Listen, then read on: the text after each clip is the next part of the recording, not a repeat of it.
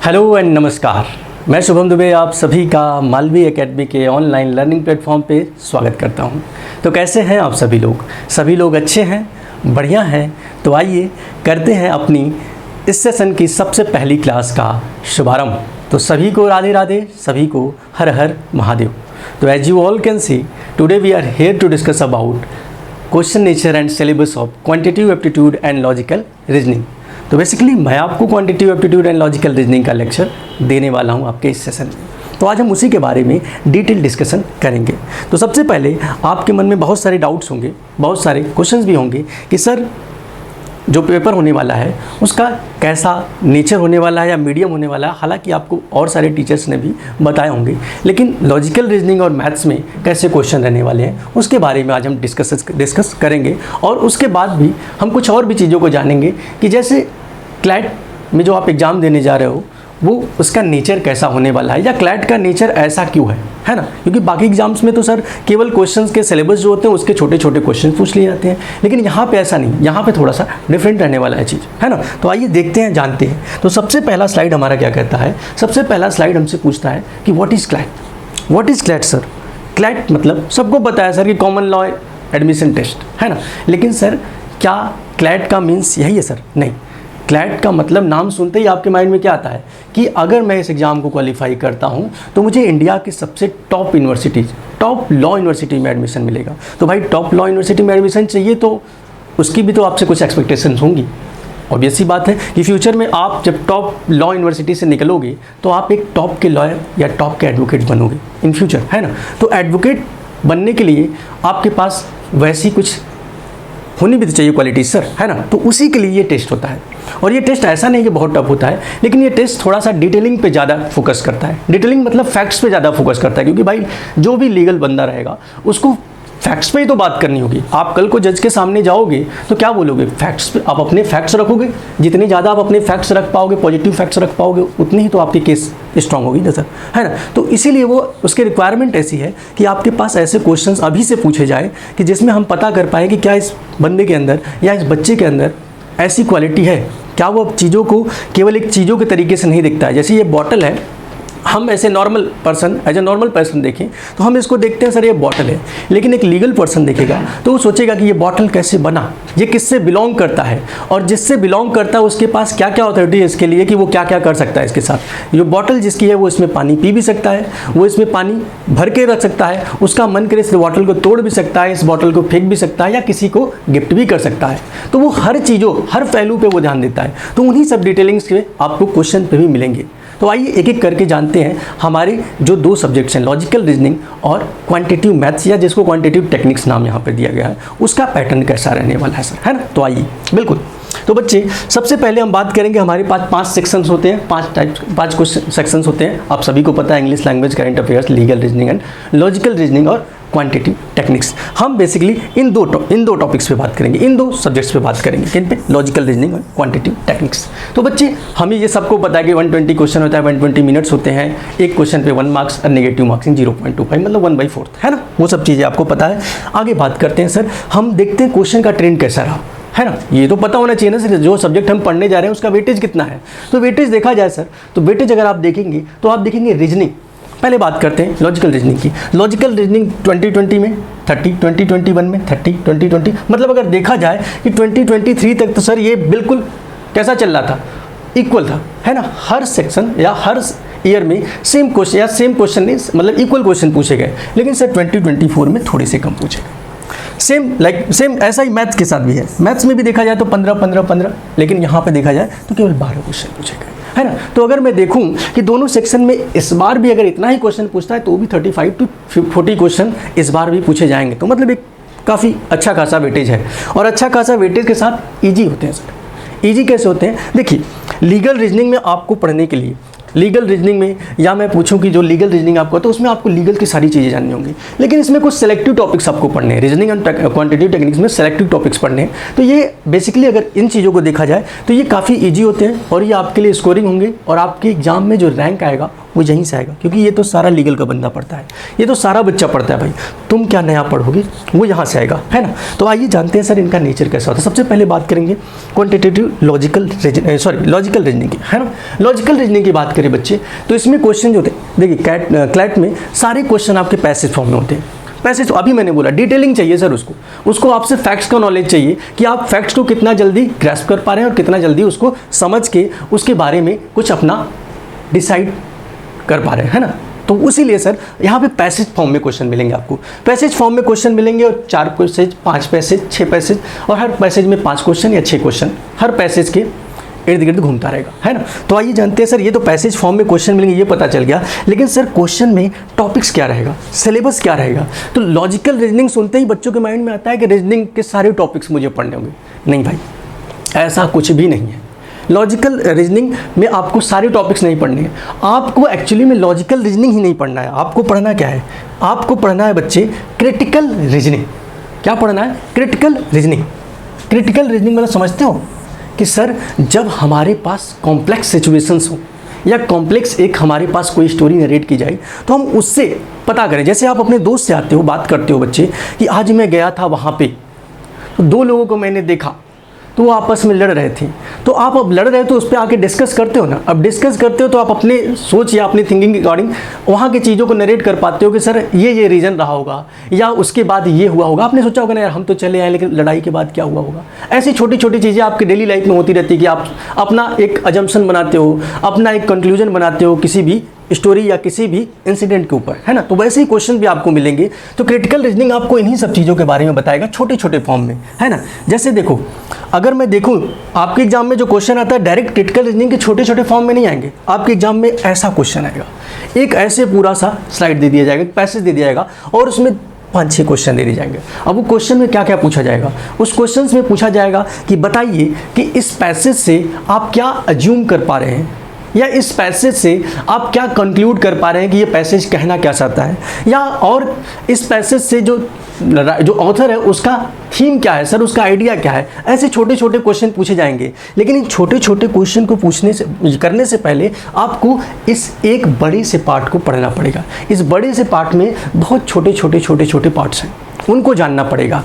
ऐसा है ना कि जैसे आप बचपन में थे, बचपन में जब आपको स्कूल में गए थे तो जब आपको इंग्लिश की बुक रीडिंग करने के लिए दी जाती थी तो क्या आप डायरेक्ट शुरू से ही रीडिंग करना स्टार्ट कर देते? नहीं, पहले आपको ABCD अल्फ़ाबेट पहले सिखाया गया होगा, तब ना आपने आगे शुरू किया होगा।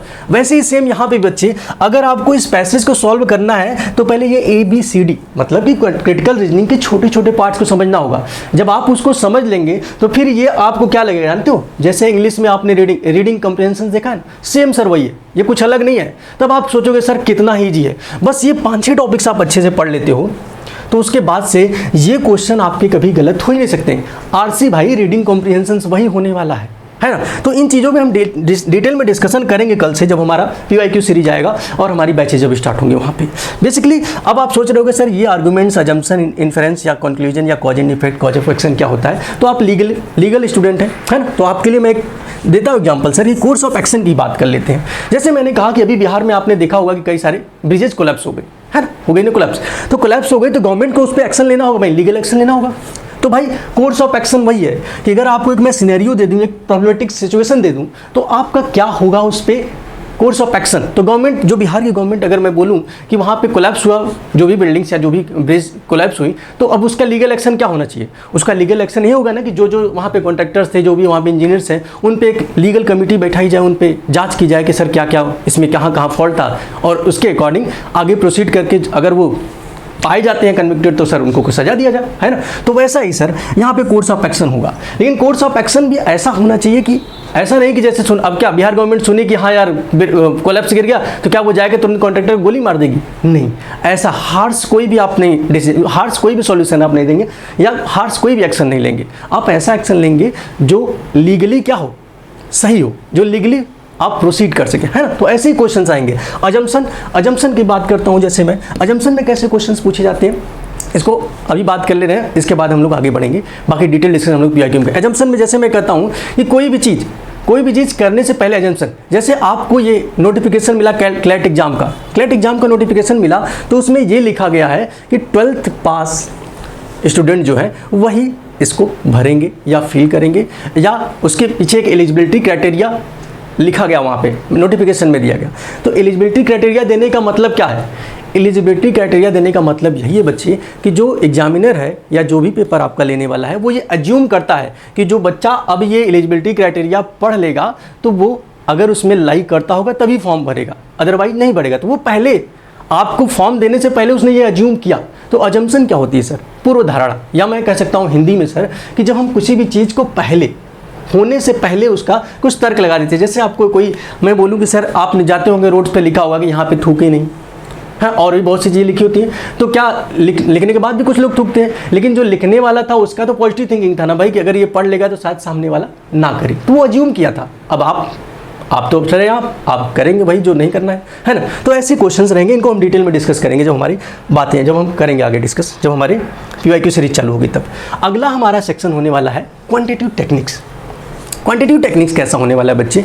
इसमें जैसे मैं बात करूं मैथ्स के क्वेश्चंस रहेंगे। मैथ्स के क्वेश्चंस इसने तो बोल दिया 10 तक के क्वेश्चन रहेंगे, लेकिन 10 तक के क्वेश्चंस नहीं रहते हैं। क्वेश्चन आपको जैसे नॉर्मल एग्जाम्स, गवर्नमेंट एग्जाम्स आप देखते होंगे वैसे ही क्वेश्चंस आपको मिलेंगे, लेकिन वहाँ पे एक क्वेश्चन हर टॉपिक, वहाँ पे टॉपिक वाइज क्वेश्चंस आपको मिलते थे।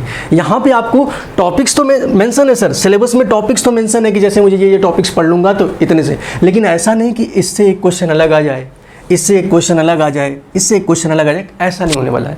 यहाँ पे भी आपको पैसेज फॉर्म में क्वेश्चन मिलेगा। अब जैसे यही पैसेज फॉर्म में क्वेश्चन मिला और उसने पूछ लिया कि जैसे मैंने कहा कि एक पैसेज दे देगा, मतलब कि बेसिकली DI डेटा इंटरप्रिटेशन जैसे क्वेश्चंस होते हैं, बस उनको एक DI फॉर्म में ना देख के एक पैसेज फॉर्म में दिया होता है और उसी पैसेज से आपको 5-6 क्वेश्चन के आंसर देने होंगे। लेकिन बात यह है कि भाई अब फिर वही चीज़ कि इसको करने से पहले अब भले क्वेश्चन अलग अलग है लेकिन टॉपिक्स तो यही इन्वॉल्व है, टॉपिक्स तो यही इन्वॉल्व है। तो पहले इन्हें जानना होगा, तब आप, अगर आप बिना पढ़े पहले यही करने बैठ जाओगे तुम्हें समझ में नहीं आएगा। तो तुम सोचोगे यार बड़ा टफ है, पैसेज तो बहुत मुश्किल होता है, मैथ ऑलरेडी मैथ से तुम्हें डर लगता था, अब तुमने पैसेज देख लिया और डरने लगे। नहीं भाई, ऐसा कुछ नहीं है। हम पहले क्या सीखेंगे? हम पहले सीखेंगे ABCD, मतलब भाई कि छोटी छोटी चीज़ों को जब सीख लेंगे तो फिर इसको पैसेज को सॉल्व करेंगे।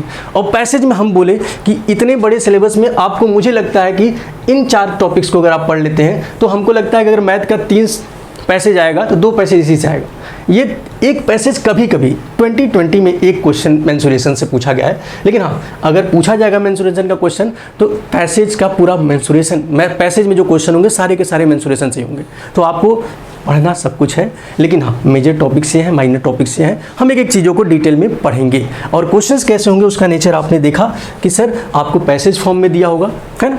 जैसे मैंने कहा कि आपको पैसेज फॉर्म में दे दिया गया कि आप 3 दोस्त हैं, तीनों दोस्त के पास मान लो एक के पास 1000 रुपये, एक के पास 2000 रुपये, एक के पास 3000 रुपये है ना, ऐसे बोल दिया गया। और फिर आपसे बोला गया कि मान लो तुमने 10% रुपये खर्च किए, तुम्हारे दोस्त ने 20% रुपये खर्च किया और तुम्हारे जो अगला दोस्त था उसने 50% रुपये क्या कर दिए, अपने खर्च कर दिए। तो बच्चे अब उनके पास कितने पैसे बचेंगे, पहला क्वेश्चन मैं ये पूछ लूँ, या मैं पूछ दूँ कि पहले वाले के पास से दूसरे, पहले वाले बंदा जो आपका पहला फ्रेंड है उसके पास दूसरे फ्रेंड से कितने ज़्यादा पैसे हैं या कितने % ज़्यादा पैसे हैं, मतलब इन्हीं चीज़ों को घुमा के उन्हीं का रेशियो पूछ लूँ। तो ऐसे छोटे छोटे क्वेश्चन बनाए जाएंगे, उनको हम डिटेल में डिस्कशन करेंगे। तो ये रहा सर हमारा क्वान्टिटेटिव मैथ्स का प्रॉब्लम। अब आखिरी बात ये, या मैं कहूँ सर कि सबसे बड़ी बात ये है कि सबसे बड़ा प्रॉब्लम आप में ये है कि आपके अंदर ये है कि sir CLAT is all about English. हमें तो इंग्लिश आती नहीं, हमने तो हिंदी मीडियम से अपनी पढ़ाई की है। नहीं बेटा, ऐसा कोई बात नहीं कि आपने हिंदी मीडियम से, आपको क्लैट में हिंदी मीडियम वालों के साथ क्या प्रॉब्लम होती है कि वो इंग्लिश फ्लुएंटली बोल नहीं पाते। पढ़ पाते हो ना, अच्छे से पढ़ पाते हैं, समझ पाते हैं, तो भाई क्वेश्चन में आपको बोलना नहीं है, आपको लिखना है वहाँ पे।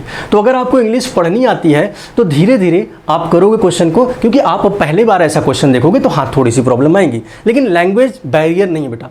ऐसा मत सोचिएगा कि वो बहुत बड़े स्कूल से बच्चा जो पढ़ा है जिसकी इंग्लिश बहुत अच्छी है, स्पीकिंग स्किल, भाई स्पीकिंग स्किल्स की बात ही यहाँ नहीं हो रही है। यहाँ पे आपको ग्रामेटिकल चीज़ों पे ध्यान देना, यहाँ पे आपको जो वोकैब है उस पर ध्यान देना। यहाँ पे इंग्लिश में आपको ऐसा कुछ नहीं कि आपको जाकर वहाँ पे बोलना है। तो लैंग्वेज जो आपको इंग्लिश, आपको लगता है कि नहीं इंग्लिश सर बड़ा ही मुश्किल है हमारे लिए, तो कोई भी बच्चा वो किसी भी बैकग्राउंड से हो, बच्चे English will not be barrier for you.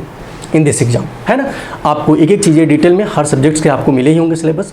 तो ये रहा सर हमारा logical reasoning and quantitative aptitudes. तो अब आपका ये भी क्वेश्चन सॉल्व हो गया सर कि आपको क्वांटिटेटिव मैथ्स और लॉजिकल रीजनिंग कौन पढ़ाएगा, तो वो हम पढ़ाने वाले हैं। और आप हमें पहले से भी जानते होंगे या आपको नहीं पता है हमारे बारे में, तो वीडियो अब आप सर्च मारेंगे तो वहाँ पे हम मिल ही जाएंगे। मालवी एकेडमी के चैनल पे जाइएगा, सर्च मारिएगा और आपको टॉपिक्स वाइज कुछ वीडियोज मिल जाएंगे, वहाँ पे आप मेरे बारे में जान सकते हैं, है ना। तो फिर मिलते हैं, आई होप कि आपके सारे क्वेश्चन सॉल्व हो गएंगे। तो अब अगले सेशन में मिलेंगे सर क्वेश्चन के साथ और टॉपिक्स के साथ, और आप लोग भी आज से ही लग जाइए। और ये बिल्कुल कोई भी डर जो है उसको धीरे धीरे हम लोग क्लास में सॉल्व करेंगे। और मिलते हैं अगले सेशन में, तब तक के लिए मुस्कुराते रहिए, गुनगुनाते रहिए, पढ़ते रहिए।